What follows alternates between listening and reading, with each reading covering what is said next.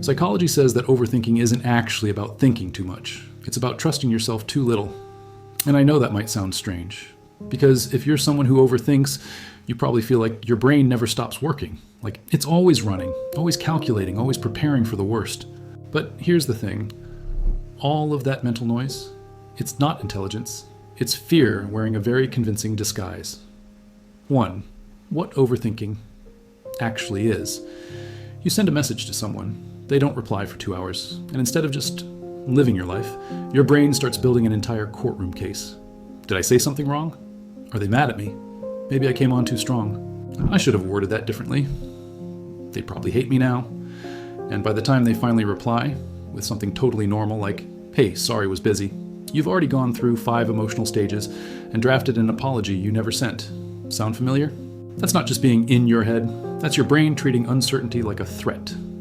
And it does this because somewhere along the way, it learned that being caught off guard is dangerous, so it tries to prepare for every possible outcome. Every single one. The problem is, life doesn't work like that. You can't think your way out of uncertainty, and the more you try, the more trapped you feel. 2. Why some people are wired. This way, most of them aren't anxious because something bad is happening right now. They're anxious because something bad happened before, and their mind never fully let it go. Maybe you grew up in an environment where things felt unpredictable, where you never knew when someone's mood would shift, where love felt conditional, or where you had to stay one step ahead just to feel safe. So your brain adapted. It became hypervigilant, always scanning, always preparing. And that worked for a while. It protected you. But now you're older, and that same survival system is still running on everything, on text messages, on job emails, on what someone's face looked like when they said, I'm fine. Your brain is using old software to run a new life. 3. The loop that never ends. There's something specific that overthinkers do that keeps them stuck. They confuse thinking about a problem with solving a problem.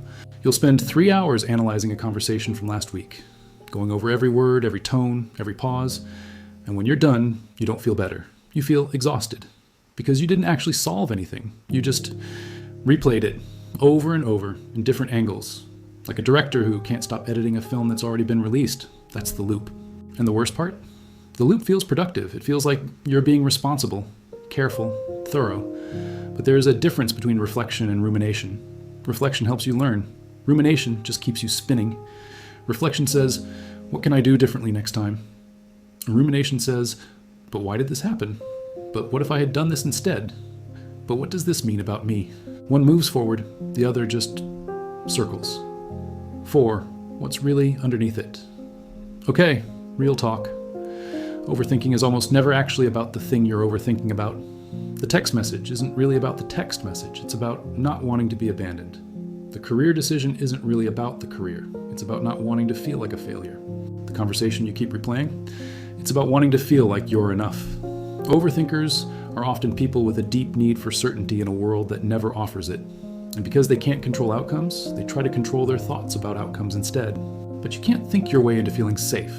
Safety isn't a conclusion you reach after enough analysis.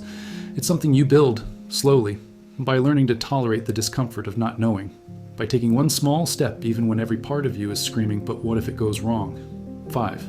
What actually helps? So what do you actually do about this? First, notice the spiral before you're deep in it. Overthinkers often don't realize they've been in their head for an hour until the hour is already gone. So when you feel that pull, that magnetic, restless urge to just think about it one more time, pause, name it, say it out loud if you have to. I'm spiraling right now. Just naming it breaks some of its power. Second, give your thoughts a deadline. This sounds almost too simple. But instead of letting the loop run all day, tell yourself, I'm going to think about this for 10 minutes, and then I'm going to do something else, and then actually do something else. Move your body.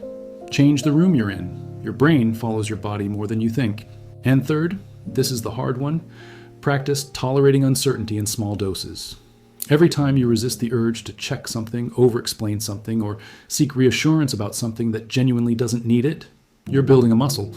A muscle that says, I can handle not knowing. I'm okay even when things aren't perfectly clear. That muscle is the whole game. If you're someone who overthinks, I want you to hear this. You are not broken. You are not too much. You are someone whose brain learned to work overtime to protect you. And that brain, it's trying its best. But you don't have to live at that speed anymore. The goal isn't to stop thinking. The goal is to stop letting your thoughts run the show without your permission. You get to be in charge now. If this hits somewhere real, share it with someone who needs to hear it. And if you want more of this kind of content, you know what to do. I'll see you in the next one.